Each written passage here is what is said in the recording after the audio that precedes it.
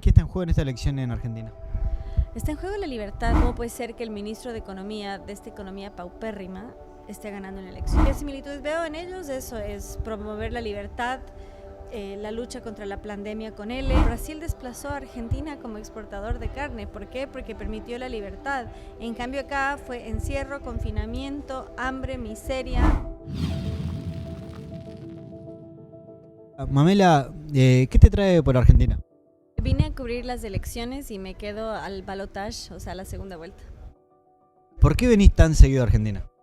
Porque me encanta, porque siempre hay algo entretenido y a Dios gracias porque me han invitado también a dar conferencias. De hecho, Dios mediante voy a estar en Santa Fe en estos días. La vez pasada estuve en Córdoba también, manteniendo a flote el tema Provida, que sepan que esa es una lucha continua, también en formación. Y parte de lo que es mi campaña Femenina sí, feminista no, justamente cultivando el amor por ser mujer y la importancia de ser varón, cultivar esa masculinidad sana que está bajo ataque y sobre todo apelando al sentido común para que se desmonten estos relatos tan antihumanos. ¿Qué está en juego en esta elección en Argentina? Está en juego la libertad. Yo que vengo a Argentina hace bastantes años, nunca he visto el nivel de pobreza que he visto ahora, es realmente desolador.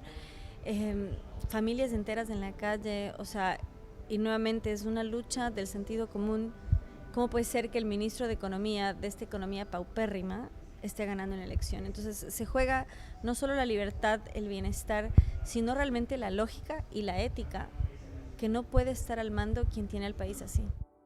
Mencionaba justamente al rival de Javier Milei, Sergio Massa, ministro de Economía actual, con una economía con 140% de inflación, 40% de pobreza. ¿Cómo se explica que haya ganado la última elección? Bueno, hay bastantes irregularidades. De hecho, Milei destacó que hay al menos 5.000 denuncias. Hay mesas donde no hubo un solo voto para él. Esto ya lo vimos en las elecciones de Brasil, donde la población indígena amazónica bajó hasta Brasilia a exigir el recuento de votos porque había poblaciones donde claramente votaron y no están registrados sus votos. Pero también yo en eso quizás soy un poco más, no sé si la palabra es empática, pero mucha gente que quiero y respeto, decía es que hay que ser psicópata para votar por ese tipo. Pero yo creo que también, y eso hay un experimento social muy interesante, que le dan a un niño una galleta Oreo y le dicen, si esperas te doy 2. Y ahí se ve incluso cómo va a ser el futuro de ese niño si él puede postergar. Para la gente que no tiene nada, la bolsa de comida que les ofrecen, el bono, el subsidio que les ofrecen, es una garantía cuando no tienen nada. Entonces es desolador decirlo, pero es tal el aparato de propaganda de todo lo que supuestamente Milei les va a quitar, que con lo poco que tienen quieren aferrarse a lo poco que pueden tener, porque justamente el hambre, la necesidad no les permite ver más allá. Entonces es en parte, ¿no?, la escasez, en parte las irregularidades, y en parte, gran parte, el miedo, el aparato propagandístico en contra de la alternativa que existe. Creo que es una mezcla de las tres cosas. Puntualmente, en el caso de las miles de denuncias por irregularidades que se han denunciado, ¿te sorprende? No, no me sorprende. Creo que las PASO, además de ser un despilfarro de dinero de los argentinos, permite ser un termómetro. Al ser Milei el que ganaba evidentemente en las PASO, eso permitió al oficialismo reorganizarse, ganar ciertos sectores y también aprovechar ciertos huecos. Yo lamento profundamente no haber fiscalizado, yo tengo DNI argentino, pude haberlo hecho, pero supe tarde y también decidí participar de todo lo que era el evento en sí, afuera del búnker con la gente, haciendo cobertura. Y no sé si me tienta hacerlo en la próxima vuelta, porque creo que es importante estar, pero ciertamente si pudieron robarse una elección en Estados Unidos y en Brasil, ¿por qué no acá? Pero también es real, o sea, yo conozco a gente que votó por Massa, sobre todo en la provincia de Buenos Aires, saber que hay zonas cautivas donde se vota por él, pero hay lugares donde ganaba Milei y dejó de ganar, que sí llama la atención. El hecho que no haya votos en algunos sectores llama la atención, pero también creo que hay que entender al votante de Massa. Mencionabas recién los casos de Brasil y de Estados Unidos, imagino con el tema del fenómeno Bolsonaro, el fenómeno Trump. ¿Qué similitudes y diferencias encontrás entre estos dos fenómenos y el caso de Milei en Argentina? Bueno, tener los medios en contra, pero eso permite que en la era de redes sociales justamente la gente se dé la oportunidad e incluso, sobre todo entre los jóvenes, causa un voto rebelde, un voto antisistema. Y lo dijo incluso La Nación, si las elecciones fuesen de las personas menores de 30, arrasaba Milei. Entonces ellos, sobre todo en la población masculina, porque es esa rebeldía, es ese antisistema, estamos ante una sociedad que ataca la masculinidad, que piensa todos los planes en función de las mujeres y el hombre se siente abandonado y en ellos se ve representado este cuestionamiento al feminismo que enajena al hombre. Entonces, ¿qué similitudes veo en ellos? Eso es promover la libertad, la lucha contra la pandemia con L, que hay que decirlo así con cierta precaución, pero con cierta picardía también, y el hecho de justamente apostar por la libertad. O sea, ¿y cuál fue el modelo que eligió el kirchnerismo con Massa a la cabeza del Ministerio de Economía? Brasil desplazó a Argentina como exportador de carne. ¿Por qué? Porque permitió la libertad. En cambio acá fue encierro, confinamiento, hambre, miseria y esclavitud. Y vimos, nuevamente retomando el tema del feminismo, liberaban a depredadores sexuales, pero una persona de bien no podía salir de su casa, no podía salir a 5 cuadras de su casa porque estaba confinado. O sea, el virus atacaba convenientemente. Entonces vemos ahí las similitudes y me llamó la atención para bien que Milei en su cierre, el domingo, el día de las elecciones, destacó que ellos nos encerraron, ¿no? O sea, el atreverse a hablar del abuso contra nuestra libertad que hubo, cosa que en otros países todavía no se atreven a decir por miedo. Antes de pasar nuevamente a una pregunta de la elección, quería consultarte algo que venís mencionando, que es el tema del feminismo y esto de sepultar a los varones, por así decir. ¿Cómo se da en distintos lugares esta agenda? ¿De dónde proviene esta agenda internacional? Bueno, justo vi en Twitter Diario Córdoba de España, pensé que era de Argentina, pero no.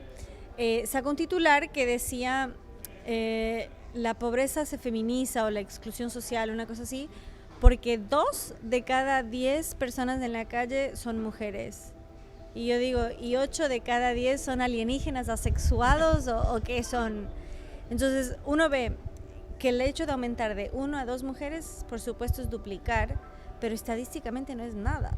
Cómo el abandono a esos 8 de cada 10 hombres es tan implacable, tan evidente, tan desagradable, y cómo nuevamente, gracias a la perspectiva de género, se ignora el dolor masculino, su sufrimiento. ONU Mujeres, cabe destacar, no existe ONU Hombres. Si fuese una lucha por la igualdad, ¿por qué no hay visibilidad al sexo masculino? ONU Mujeres en su debut saca una estadística que 19% de las periodistas asesinadas en su trabajo son mujeres. O sea, 81% son hombres. Nuevamente tenemos 8 de cada 10. Entonces vemos, como dicen en Argentina, una bajada de línea muy fuerte desde organismos internacionales con la ONU a la cabeza, UNICEF, son lo que es el globalismo en general. Y tristemente en Argentina incluso medios de comunicación tienen editores de género, es decir, tienen que venir con esta retórica. Entonces yo felicito a los medios alternativos e incentivo a seguirlos, a apoyarlos, a poder decir la verdad con su nombre, a poder hablar con libertad y a decir que la libertad es decir que 2 más 2 es igual a 4, porque nos quieren imponer que es 5. Entonces entender que hay que ver más allá de esta binariedad que nos quieren hacer creer que nos antagoniza, y más bien ver cómo nos esclaviza, cómo nos niega a ver lo obvio y cómo nos divide.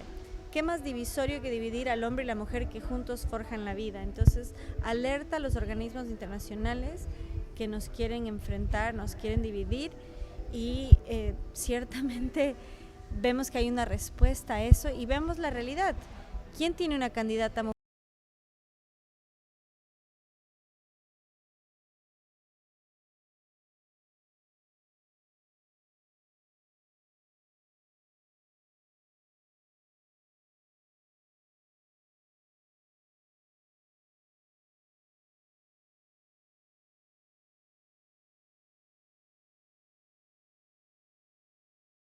Puede ser una mujer sin que una agenda la impulse, muy por el contrario, la ataca porque defiende la vida. Ahora, en las últimas horas, Mamela, hemos visto, por ejemplo, a Roger Stone, estaba viendo en Twitter, el asesor del Partido Republicano, muy cercano a Donald Trump, con 3 tweets en español apoyando a Milei. Recuerdo hace un tiempo también Ted Cruz, que compartió un discurso de Milei. Y del otro lado tenemos al Partido Demócrata de Estados Unidos, muy cercano a Massa, ha mandado asesores del Partido Demócrata para acompañar a Massa en la campaña electoral.